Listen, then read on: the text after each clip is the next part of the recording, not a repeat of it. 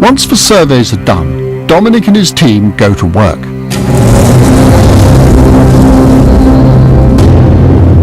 4,000 years of history lie beneath the soil, just waiting to be uncovered.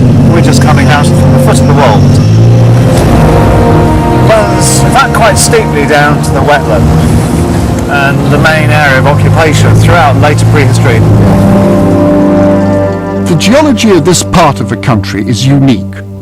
A thick layer of wind-blown sand protects ancient remains, which in other areas of Britain the modern plough has destroyed.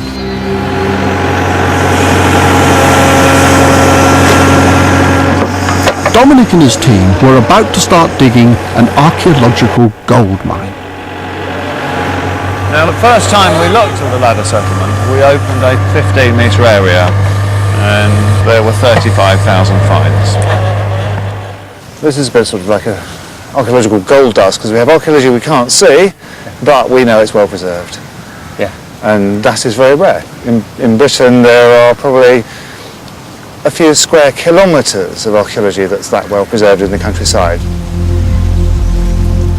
Dominic's excavations uncovered what the ghostly patterns of a geophysics survey had hinted at. The actual remains of houses, trackways and settlements which spanned 3,000 years of ancient history. This is the field we're working in at the moment, and the ladder settlement comes through here. We can magically put layers and layers of the past on the top of this air photography. There is the line of the ladder settlement going right the way through the field there. So what can the ladder settlement tell us about the arrival of the Anglo Saxons? The archaeological remains of invasion are usually clear enough to spot. The Roman army in the 1st century and the Viking invaders of the 8th century both left their archaeological mark in the shape of war cemeteries and deliberately destroyed houses and religious sites. But Dominic could find no such evidence. What he did find was a village and a cemetery full of people who looked like Anglo-Saxons. The Anglo-Saxon cemetery was located here underneath the main road. We've got the cemetery.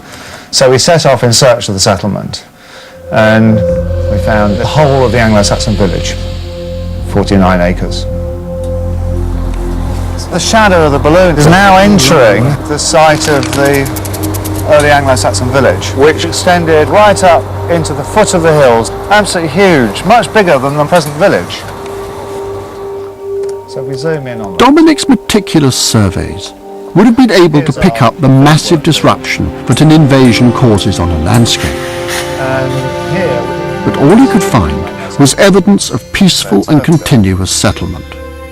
Anglo-Saxon people there, Roman people there, Iron Age people, Bronze Age people, and of course move into the field next door and things go absolutely crazy.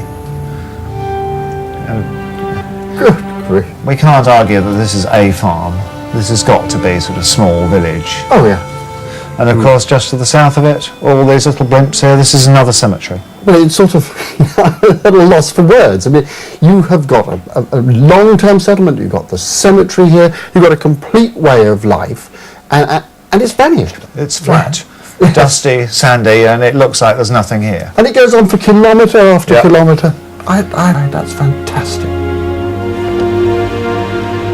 Dominic discovered that the site had been occupied from prehistory until the middle of the 8th century. Neolithic cemeteries, Bronze Age barrows, Roman settlements, Anglo-Saxon villages were all part of this continuously occupied landscape. There were no gaps of occupation, no war cemeteries. There were no dramatic changes in the layout of the villages. In short, there was no invasion. What there was, however, was a change in fashion.